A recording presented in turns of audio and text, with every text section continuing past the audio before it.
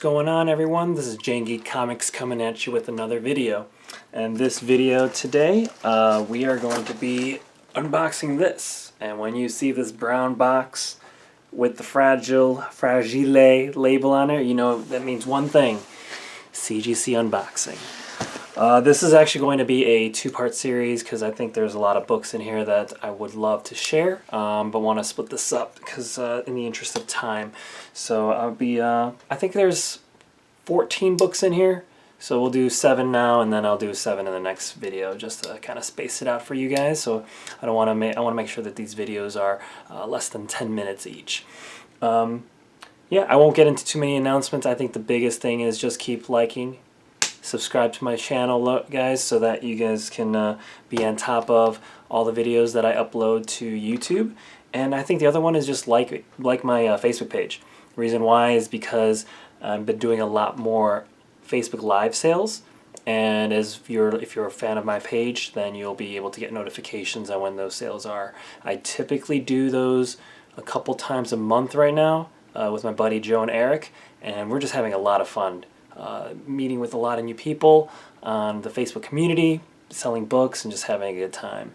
Actually, some of these books that I'm going to be revealing will also be going up on my Facebook live sale because it's easier to sell than to upload these onto my website where no one's really watching. But in any case, yeah, just keep subscribing to my channel if you haven't done so yet. Let me just do my shtick. If this is your first time, welcome. I do a lot of these comic book based content on YouTube, including CGC grade reveals, mail calls, mystery boxes, anything that has to do with books that I'm collecting for my personal collections, as well as books that I'm going to be sharing and selling on my website or on my new Facebook live sales. And if this is not your first time, thank you so much for your ongoing support. Let me know how I did on these grades. Let me know if you're interested in any of these books as well. But with that said, let's just get right into it. When this video is out, or when I'm recording this video, it is actually the week of Thanksgiving, and I'm pretty sure by the time you guys see this video, it's probably going to be December. But hopefully you guys had a good Thanksgiving. Hopefully you guys didn't spend too much on Black Friday comic book shops, because I know a lot of these shops are putting out some really good deals, way better than mine. But it'll be very, very, I'm pretty sure it's going to be exciting to see what people got during Thanksgiving weekend. Anyways, I have 2, 4, 6, 8, 10, 12, 14. So I have 16 books in here, but 2 of them are actually for a buyer. He bought some books from us at one of our first live sales, and he asked that we send them out for CGC grading. So I might as well actually show you those as well. So there's 16 total, and for today's video we'll just go with the first 8. So I do know what these grades are. I was kind of excited about this batch, and I think you'll know the expressions on which ones I was expecting and which ones I weren't. So let's go in this order here. So the first book is, boom, we got Thor issue 5. This is the cover A. This is the regular cover. There is not a note on here yet, other than that this is the Legacy Thor run of Legacy issue 731. The key in this, though, it better be, is the first appearance of the Black Winter. Now I know there's discussion that it came out in like Silver Surfer Black during that run, and actually even before, but I think this is the first appearance of the Black Winter, which is why I got this graded. Let me know in the comments, guys, if there's any discrepancies on that, or if you guys think otherwise. But until then, this is where I think is the first appearance, and hopefully he makes he does appear again. Spoiler alert, but yeah, I hope he comes back and this sees gains. Otherwise, I graded this for no reason. In any case, this came back at a 9.8. So. Actually, in a previous video, I had I think it was the 1 in 25 of this. I got that one sent and graded, and I just wanted to get this one to kind of complete that set. All right, the next one here is Thor issue 6. It's not a key. I don't think Thor 6 is a key per se, but this comic cover I fell in love with as soon as I saw it available for pre-sale. So boom, we got ourselves Thor issue 6. This is the Comics Elite Edition, but it says on here on the notes, Silver Surfer 4, the 1969 cover homage. And that is beautiful. It even has the classic Thor label from back in the day. Yeah, you got yourself Silver Surfer Black against the Thor appearance of the Black Winter. And I love this one. I like this way more than the Virgin cover because of the throwback feel with the Thor and the label. But yeah, this came back also a 9.8. So I was really happy with this. This one is definitely going into the personal collection. I may sell the Virgin cover, but I also think I might just get that graded.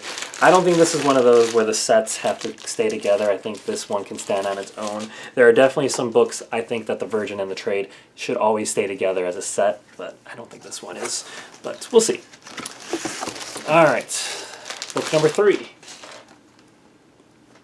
All right, so this is Venom 27. This is the scan variant cover C.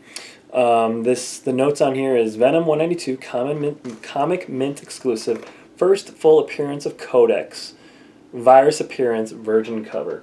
So there is actually a couple of variants of this, but I really like this because it's got Null gripping the Infinity Gauntlet. But I was very disappointed and I was very bummed that this came back as an 8.5.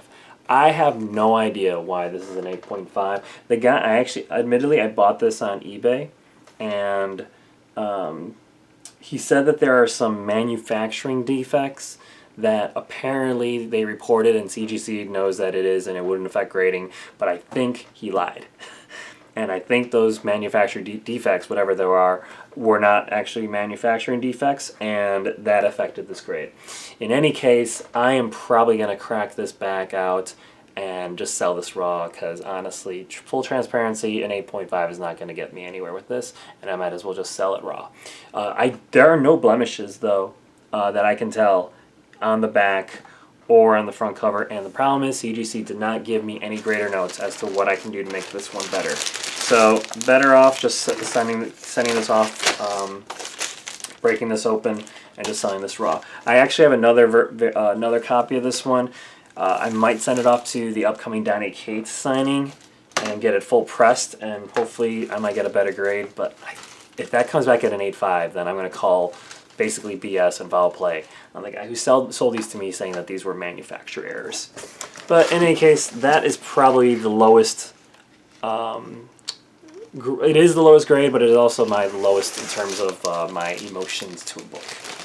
All right, the next one, it feels thick. All right, we got ourselves Amazing Spider-Man issue 1. This is the Jerome Opeña cover, and also has Perez art. Never knew about that note. Anyways, this is the first appearance of Cindy Moon, who eventually becomes Silk. This is the volume of the first appearance of Silk. I thought this was cool. I think this Opeña variant is 1 in 75. I think this is a ratio variant. But I don't... So they mentioned... let's just get right to it. The grade is a 9.2. They said that one corner was basically bent throughout, but I don't see it. Now, I do agree that this was never going to be a 9.8, but this book is definitely a thicker stock, and the case is already showing that this is a thicker book. So I don't know what they were talking about, but I might just keep this as a 9.2 and just sell it as is. So I actually, by the time you see this, I've already had my Thanksgiving week sales. I might just get this one up there and see if there's any interest from other buyers. So anyways, that's 4 down, 4 more to go for this one. All right, this next one is, boom. All right, Marvel Team Up 141. The notes on this one, if you guys don't know this one, this is ties with Amazing Spider-Man 252 for first appearance of the black costume of Spider-Man. It has a Daredevil and Black Widow appearance. 1984. I bought this book raw in the Facebook comic community and had my buddy press it. And I honestly don't know if these are typically good to get 9/8 on, but this came back at a 9/6, and I'm actually happy with it. I am actually content with this. I actually have an Amazing Spider-Man 252 in a 9/6 that pairs along with this, but it is off-white to white pages, so I might look to see if I can get a 9/6 and with white pages for the ASM 252. But all in all, I'm happy that this came back as a 9/6. Alright, that is number 5. Let's do 3 more for this spot, guys. Alright, this next one is, ooh, Something is Killing the Children. If you guys have not read this book or started it, you should. This James Tynion, I think it's it, not Tynion. Anyways, James Tynion IV is doing some great things. Let me start over. James Tynion is doing some great things on the Batman run, introducing Punchline, the Joker Wars, all that stuff, good stuff. But let me tell you though, this story is amazing. I bought the trade paperback, the volume 1, which is issue 1 through 5, and it reeks of potential to being on Amazon Prime or Netflix or some streaming. It has the makings of it being on a TV series, and I believe there's some murmurs that this is going to be worked on as a TV series in some shape or form. But Something is Killing the Children is phenomenal. I am a huge fan of it. I had to end up going out of my way, paying a premium to getting this first issue and getting it graded, and to my joy, I got it at a 9/8. So I'm super happy about it. You do not see too many books coming out in 2019 or 2020 that have such huge strides in progress of going from book to TV or to streaming. But I am happy I got this at this number 1 in a 9/8. Super duper happy. I also have the Jennifer Frison variant, where you have Erica Slaughter, who's the main badass in this show, with her face just kind of right in the front. And I got that at 9/8. I'm definitely keeping that one. Any chance, I need to start getting the run on this. I've been slowly getting it, but issues 1 through like 10 are $40-50 each. So it's going to take a little while, but I'm so glad I got the first one in a 9/8 to get my collection started. Alright, the next book here is, as I was talking about, speaking of James Tynion IV, is it Tynion or Tynion? Let me know in the comments on how you pronounce his last name. I think it's Tynion, but let me know. In any case, we got ourselves You're the Villain, Hell Arisen number 3. This is a James Tynion IV story, and we all know this as the first full appearance of Punchline. Now, CGC marked it on this, but Tynion claims that Batman 89 is the first appearance, but some people say, and I actually have 89 slabbed, and the notes on that is first appearance of Punchline in a cameo, whereas this one is the first appearance. My thinking, and I'm going to be in the minority of this, is that Batman 89 is the first cameo of Punchline. Hell Arisen 3 is the first appearance of Punchline. Batman 92 is the first cover appearance Punchline, but I also think that there is an argument that Batman 92 is also the first appearance Punchline in DC canon. Because I view Hell Arisen kind of like the Secret Wars, Marvel Secret Wars, first appearance of, and the origin of the Black Suit Spider-Man, but they say that ASM 252 is the first appearance of the Black Suit Spider-Man in canon, as opposed to Marvel Team-Ups, which is kind of an offshoot.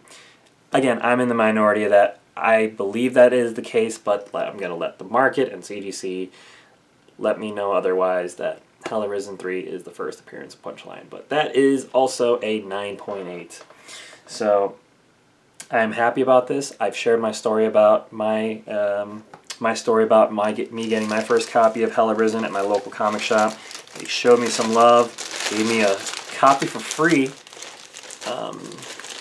because of my loyalty with them, and I wasn't going possessive over that copy. Any case, the last book I have, the label's stuck on here. The last book I'm going to share for this video is going to be, boom, you might not know this book, but this is We Only Find Them When They're Dead. Another Boom Studios comic. This is an Al Ewing story. You might know him with his awesome work with the Immortal Hulk run right now. This is the Line Breakers version cover. I don't know if this book is going to get any traction itself. I think this is actually a 1 in 500, there's 500 copies of this. The premise of this is that this is a sci-fi story, and apparently there are big gods. Think like the Celestials in Marvel. But when they die, there's all these like scavengers that go and nitpick and like pick at the pieces of the body, and then they refine it, and then they sell it on the black market. So there's a huge trading route and a race to look for these dead gods and for harvesting purposes. That's the general premise of it. I've only read like the first couple issues, so I'm still behind on it, but saw this cover and it looked great. And not as strong as Something Is Killing the Children, but we only find them when they're dead. I can see this being like on Sci-Fi or AMC or Amazon Prime. I'm thinking like Amazon Prime because of the Expanse.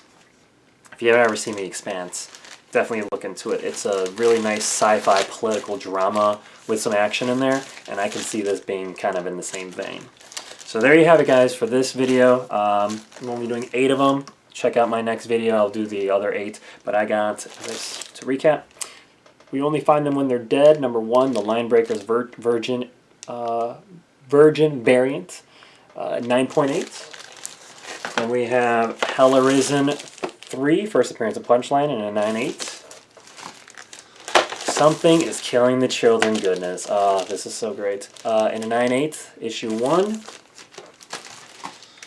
This is the lowest point of the entire thing, which is the Venom 27, the Scan White Virgin variant, in an 8.5. Thor 6, the Holt. This is the cover artist, or Kyle Hotz, excuse me. Comics Elite, Silver Surfer 4, homage variant trade. Thor 5, cover A. I'm pretty sure it's the first appearance of Black Winter. And then I got Marvel Team Up 141, ties as the first appearance of the Black Suit Spider-Man, along with ASM 252, and a 9.6.